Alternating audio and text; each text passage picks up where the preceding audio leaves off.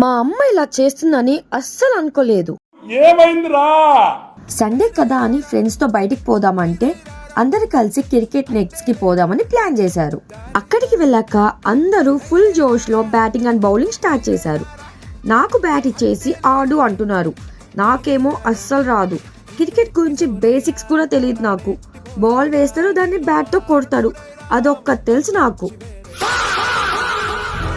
ఇంకా అక్కడే కొంతసేపు బాగా ఎంజాయ్ చేశాము. నెక్స్ట్ ఎక్కడికి వెళ్ళాలా అని ఆలోచిస్తుంటే అప్పుడే నాకు మిస్టర్ డిఐవై గుర్తొచ్చింది. వామ్మో, అక్కడ క్రౌడ్ చూస్తే షాక్.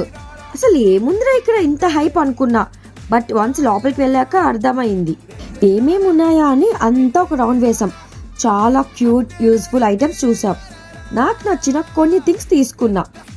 ఇంకా చాలా తిరిగాం కదా అని చిల్ అవ్వడానికి కోకోనట్ వాటర్ తాగి ఫుల్ రిఫ్రెష్ అయ్యి ఇంటికి స్టార్ట్ అయ్యాం. ఇక్కడ ట్విస్ట్ ఏంటంటే ఇంటికి 10 minutes లేట్ అయిందని మా అమ్మ చూడండి అసలు ఏం చేసిందో. A few moments later. మా డోర్ తీమా, మా ప్లీజ్ మా డోర్ తీమా. ఫస్ట్ మాట మా 10 నిమిషాలే కదా మా లేట్ అయింది. సరే ఇంక రాను, సారీ.